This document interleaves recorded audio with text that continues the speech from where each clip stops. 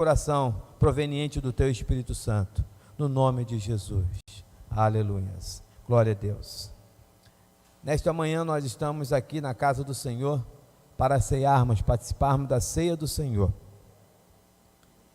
E queremos meditar sobre a alegria de Deus. A palavra que temos, o tema desta devocional é: alegrai-vos comigo.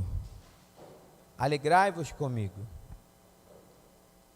O cristão, ele precisa ser alegre, precisa exercer essa alegria, praticar esta alegria, porque Deus faz tantas coisas, né? Então o cristão não pode ser sisudo, o cristão não pode ser cabisbaixo. O cristão, ele tem um motivo de grande alegria, que é a sua salvação. E eu queria convidar todos para abrir a sua Bíblia em Lucas capítulo 15. Você que está em casa também, pegue sua Bíblia, abra sua Bíblia em Lucas capítulo 15. E também aproveitar para você que está em casa, que vai cear conosco, já separe seu pão, seu suco aí, para daqui a pouco participarmos da ceia junto. Nós aqui na igreja, você aí na casa. Glória a Deus. A igreja unida, né? Não só presencial, mas espiritualmente falando, no nome de Jesus. A palavra de Deus, em Lucas capítulo 15, do versículo 1 até o 7, diz assim: chegavam-se a ele todos os cobradores de impostos e pecadores para o ouvir. Mas os fariseus e os escribas murmuravam: este recebe pecadores e come com eles. Então Jesus lhes propôs esta parábola: que o homem dentre vós, tendo 100 ovelhas, e perdendo uma delas, não deixa no deserto as 99, e não vai após a perdida até achá-la? E quando a encontra, põe-na sobre os ombros, cheio de alegria, e vai para casa. Então convoca os amigos e vizinhos, e lhes diz: alegrai-vos comigo, achei a minha ovelha perdida. Digo-vos que, do mesmo jeito, haverá alegria no céu por um pecador que se arrepende, mais do que por 99 justos que não necessitam de arrependimento. Queridos, nesse texto aqui, para facilitar a nossa compreensão, permita-me falar sobre o que acontece no ato do salvamento. Nós estamos vendo no texto a misericórdia de Deus no resgate de alguém, a misericórdia de Cristo para resgatar alguém. Pastor, o que acontece no processo de resgate? Bem, o processo de resgate, quando tem alguém em dificuldade, vai um grupo de pessoas, de bombeiros, de pessoas para resgatar esta pessoa. Enquanto não se acha, a pessoa está perdida no mato ou no mar, em algum local, há uma certa ansiedade de achar aquela pessoa. Com certeza a pessoa que está lá precisando ser resgatada, ela está em agonia, porque ela não sabe até quando vai estar viva. A dor que ela está sofrendo lá, aquela pessoa que precisa de resgate, ela está sofrendo dor, frio, ou alguma coisa está prendendo ela e aquilo está te causando agonia. Então essa pessoa que precisa de resgate, ela está ansiosa, está com medo, está com dor. E de uma certa forma também, aqueles que estão indo fazer o resgate, estão ansiosos. Porque vem a pergunta: será que nós vamos achar? Aonde está? Será que ao chegar lá essa pessoa vai querer ser salva? Porque muitas vezes tem pessoas que provocam os próprios ferimentos e tentando suicídio. Então tem pessoas que não querem serem salvas, e quando o resgate se aproxima, ela termina de se matar. Então tem algumas perguntas que vêm na cabeça daqueles que vão resgatar: será que ela quer ser salva? Será que está viva? Como está? Será que eu consigo chegar lá? Será que eu consigo chegar a tempo? Então há ansiedade dos dois lados. E quando chega o resgate e a pessoa, quando o Salvador chega nesta pessoa que precisa de resgate, ali há uma alegria. Para aquela pessoa que quer ser resgatada, há alegria. para aquela pessoa que precisava de ajuda e queria ajuda, há uma alegria. Mas para aquelas pessoas que não querem a salvação, muitas vezes quando vê a salvação chegando, ela termina de acabar com a sua vida. Mas o que eu quero botar em destaque é a alegria que o Salvador, ao ver a pessoa ser resgatada, acontece no coração dele. E também a alegria que acontece no coração daquela pessoa que quer ser resgatada, ao ponto de chorar, ao ponto de exclamar: graças a Deus, o bombeiro, a polícia, os vizinhos chegaram para me resgatar. E desta forma também a pessoa que chega, o Salvador ou os salvadores que chegam ali, também se emocionam. Então há emoção para quem salva e emoção para quem é salvo. No mundo espiritual também não é diferente, é a mesma coisa.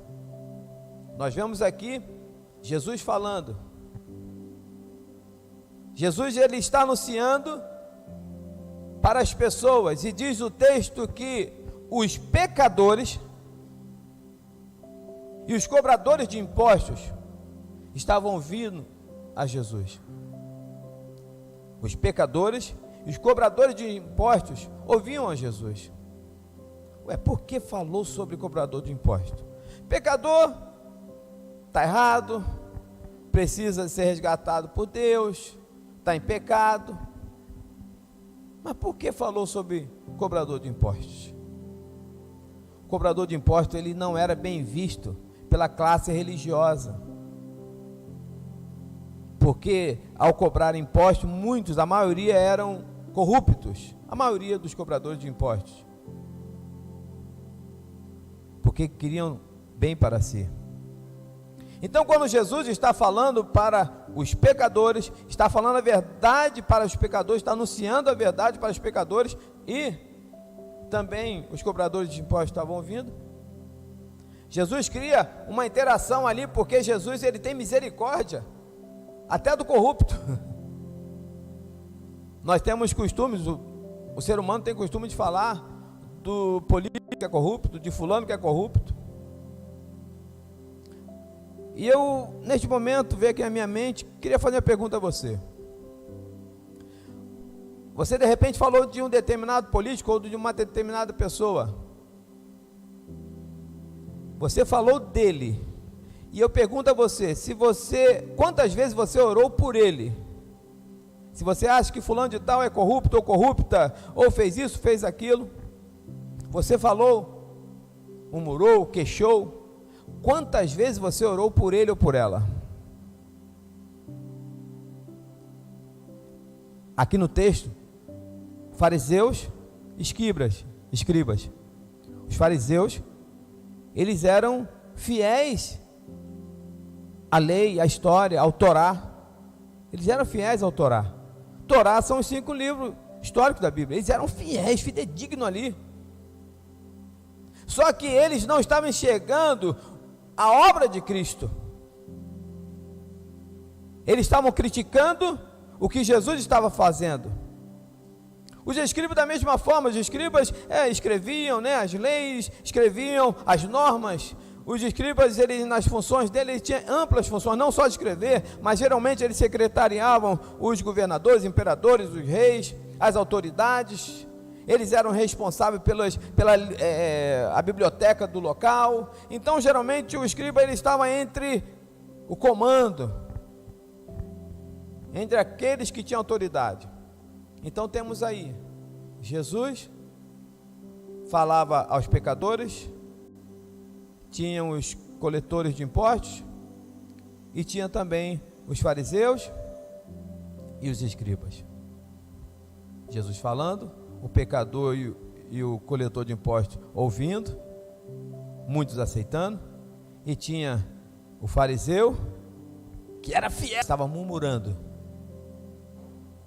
por aquilo que Jesus estava fazendo, porque Jesus estava falando para pecadores, porque Jesus estava perto de pecadores, porque Jesus estava falando para coletores de impostos. Quantas vezes você orou pelo teu presidente, pelo teu governador, pelo teu prefeito, pelos deputados? Quantas vezes você orou? Você acha que o irmão A é errado, que a irmã A é errado, que teu pai, teu irmão, teu vizinho faz coisa errada? Você fala dele, dela? Quantas vezes você orou por ele?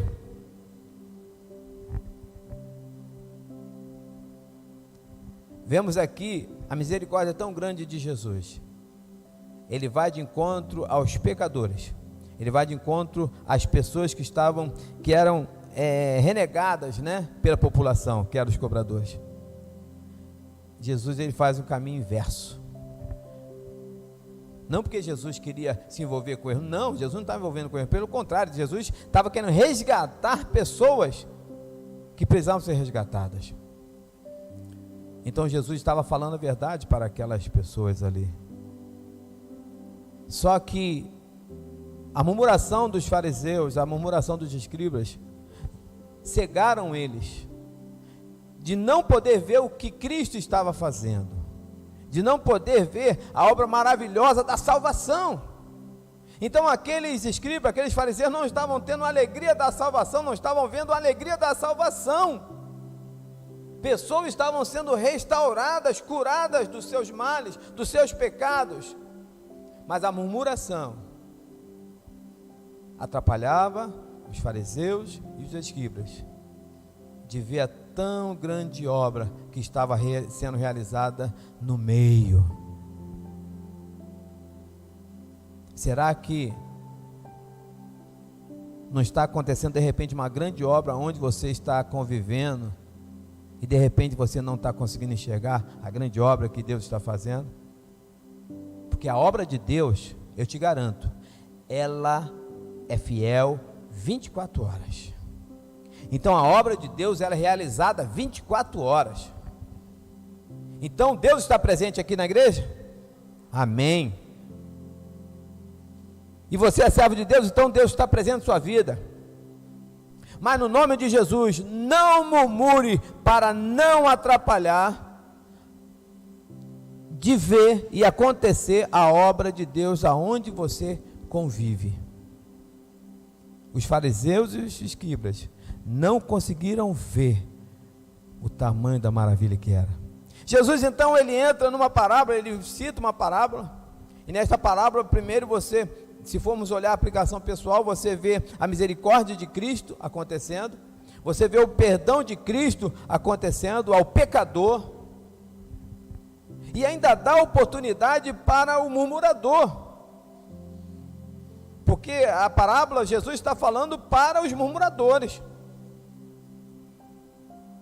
que Jesus inicia essa parábola justamente devido aos murmuradores. Então Jesus está dando uma oportunidade para os murmuradores, além de ter misericórdia de Cristo para os pecadores, para aqueles roubadores, os coletores de impostos, é misericórdia, e Deus está resgatando ali por meio de Jesus. Agora vem ainda o perdão, a possibilidade de perdão. Jesus oferece, dá uma ideia de alegria, Jesus dá a ideia de perdão, Jesus dá a ideia de trabalho para aqueles que estavam falando dele, murmurando dele. Jesus então cita esta parábola, que logo depois vem a parábola da dracma, né? Mas o princípio das duas é a mesma, tanto da ovelha perdida como a da dracma perdida, é alegrai-vos comigo. Alegrai-vos comigo. Você conhece Jesus, você aceitou Jesus, você crê que Cristo vai voltar um dia, você crê que Cristo cura, que Cristo restaura, que Cristo salva. Então, por que você não é alegre? Se você não está alegre, por que você não é alegre? Se Cristo é a tua alegria, então nós devemos ser alegres, buscar essa alegria, expressar essa alegria, porque como vemos na Bíblia, aquele que se alegra em Deus, aquele que vive a palavra de Deus, as pessoas chegam a ele ou ela, por quê? Porque vê alegria, vê cura, vê salvação. E Jesus então, quando fala da parábola da ovelha perdida, e ele cita aqui, o pastor deixa lá as suas 99, né? E vai buscar aquela ovelha perdida. E nessa passagem, quando fala que ele ao encontra, eles se alegram. Na verdade ali, eles se alegram, aquele que, o Salvador, ele se alegra ao encontrar o perdido. E obviamente também aquele perdido se alegra, e diz que toma, coloca nos seus ombros e volta para casa. Aí, se você olhar só num sentido espiritual, você vai, oh aleluia, a pessoa foi resgatada, amém, amém, foi resgatada. Só que tem um detalhe: a salvação, o processo da salvação não se encerra no momento do resgate. O processo da salvação não se encerra quando o Salvador encontrou o perdido. Não. Porque se você olhar no texto, Jesus ele é muito sábio. Para quem tem o Espírito Santo de Deus, para quem, ou seja, o Espírito Santo de Deus, ou até mesmo você que é sábio e medita na literatura, você pode caminhar por dois caminhos, ser literal ou espiritual. Mas nesse texto aqui, tanto para o literal como para o espiritual, ele fala o seguinte: pegar, botar nos ombros, dá trabalho. Sim ou não? Dá trabalho. Então, quando aquele Salvador coloca aquela ovelha nos ombros e leva para casa, há um trabalho a fazer ainda aqui. Qual o trabalho? Primeiro, o trabalho de conduzir. Irmãos, você andar daqui para a tua casa, um local calçado, é muito fácil. Mas você andar num local difícil, para quem já andou em roça, para quem já andou em floresta, para quem já andou em local montanha, é muito difícil, né? Eu lembro do irmão Daí, na colheita de café, no morrinho dele lá, para descer ou subir com um saco de café, naquela ribanceira, não é qualquer um não. Agora imagina você resgatando alguém também no local difícil, subindo ou descendo. Então a primeira coisa é, há um trabalho a fazer na condução daquele que se resgata.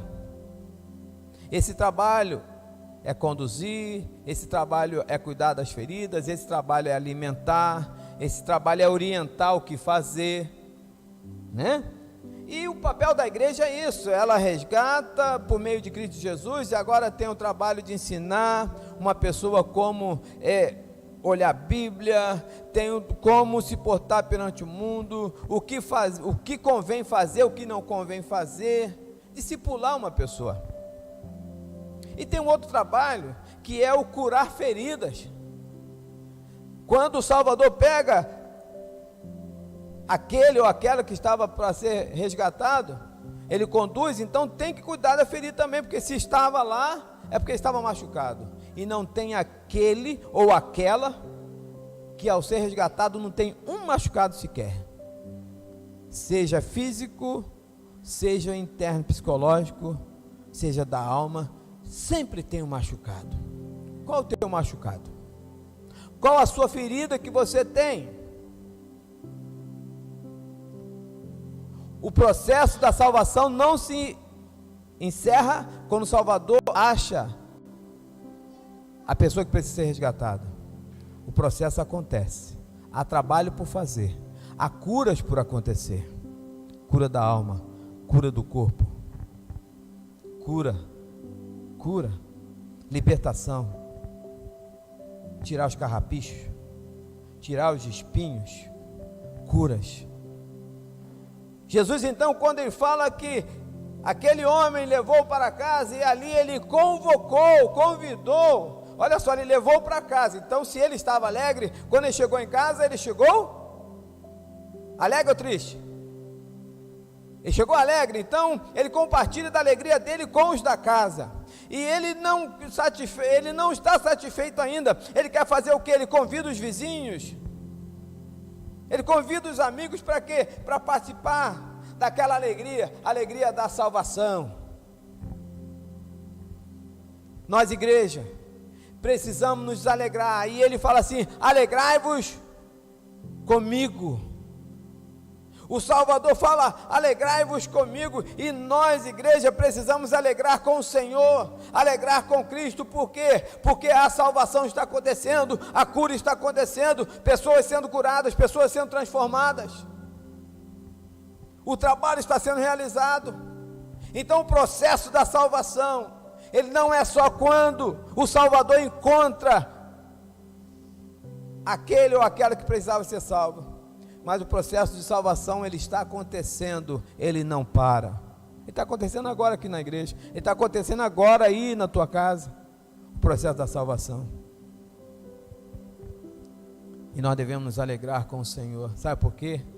Porque Jesus, ele fala o seguinte, que quando um pecador se arrepende, há festa no céu. O processo de salvação, ele transcende a igreja. O processo de salvação, ele vai além da igreja. O processo de salvação vai além da tua casa. O processo de salvação vai até o céu. Quando uma pessoa se arrepende, há festa no céu. Quando o pecador se arrepende, há festa no céu.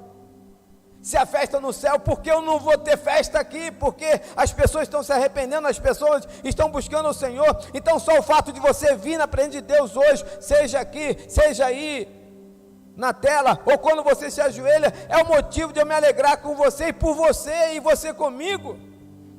É motivo de alegria, sim. Por quê? Porque aquele que precisa do Salvador está buscando salvação. Por quê? Porque o Salvador está salvando. Por quê? Porque o Salvador está curando. Por quê? Porque o Salvador está conduzindo.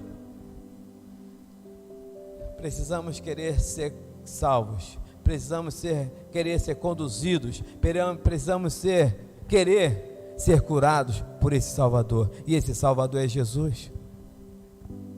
Então essa alegria da salvação não pode faltar ao meu, ao teu coração.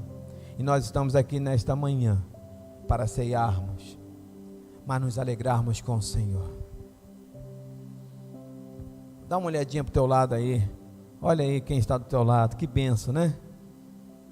Se alegre por ele estar aqui, por ela estar aqui. Olha aí na tua casa, teu pai, tua mãe, quem está do teu lado, seu marido, seu filho. Que alegria você ter ele aí com você, é motivo de alegria. Eu quero convidar o ministério de louvor aqui à frente. Alegrai-vos comigo, o texto fala. Alegrai-vos comigo. Se a festa lá no céu para um pecador que se arrepende, por que eu também não vou me alegrar aqui na terra? Lembramos que o processo de salvação, ele não termina quando você aceita Jesus. O processo de salvação termina quando você chegar lá no céu. Porque aí você já vai estar curado de fato, liberto de todos os carrapichos deste mundo, né? Onde você terá uma nova vida. E o motivo de Jesus até estar orientando, convocando, mostrando ali no texto a necessidade da alegria coletiva. Aquele Salvador, Jesus mostra que ele não queria só alegria para si, mas ele queria mostrar o quanto ele estava alegre. Então ele se alegrou com a família, ele se alegrou com os amigos, ele se alegrou com os vizinhos. E a igreja do Senhor, ela tem essa responsabilidade de não se alegrar só para si. É muito bom eu ajoelhar lá. Ontem mesmo eu e minha esposa estavam orando pela igreja, a gente orava. É muito bom a gente orar pelas pessoas, você se ajoelhar no teu quarto e orar e chorar, é muito bom isso. Mas as pessoas também precisam ver a tua alegria em adorar a Deus. As pessoas precisam sentir essa alegria que você sente. E Jesus, ele fala, alegrai-vos comigo. Na parábola Jesus cita isso, alegrai-vos comigo. A salvação está acontecendo. Alegre no Senhor. O que Deus fez por você, meu querido irmão, minha querida irmã, o que Ele está fazendo por você, você está se alegrando nele? Alegre-se em Cristo. Alegre-se em Cristo. Não permita que a murmuração venha atrapalhar você de ver a salvação que Cristo está fazendo na tua vida. Não permita que a murmuração venha atrapalhar de você não ver o que Cristo está fazendo em outras vidas. Repito, os fariseus eram fiéis à Torá, fiéis à palavra, os livros históricos da Bíblia, mas eles não conseguiram ver a obra que Cristo estava fazendo ali. A murmuração cegou o que Cristo estava fazendo. Será que a murmuração também, de repente, não está atrapalhando você de ver a obra do Senhor? Será que você, de repente, murmurar é reclamar, murmurar é ficar contando histórias, mesmo que sejam verdadeiras, às vezes, ficar falando de forma a prejudicar outra pessoa? Murmurar é falar boatos, coisas que de repente você nem tem fundamento e fica falando com as pessoas. Isso atrapalha a comunhão em casa, isso atrapalha a comunhão com os amigos, isso atrapalha a comunhão na igreja, isso atrapalha a comunhão com o céu. Então, no nome de Jesus, ao invés de murmurar, se alegre com o que Cristo está fazendo. Não seja como o fariseu, não seja como os escribas, mas se alegre como aquele Salvador, se alegre como aqueles vizinhos que foram estar junto com aquele Salvador. E hoje aqui Cristo é o Salvador, Cristo é o teu Salvador, Cristo é a tua alegria, e Ele estará alegre por você estar buscando Ele. Então se alegre nele, alegre com Ele, alegre com a igreja, alegre-se com a sua família, porque Cristo é o teu Deus, e Ele quer te dar alegria, Ele te salva,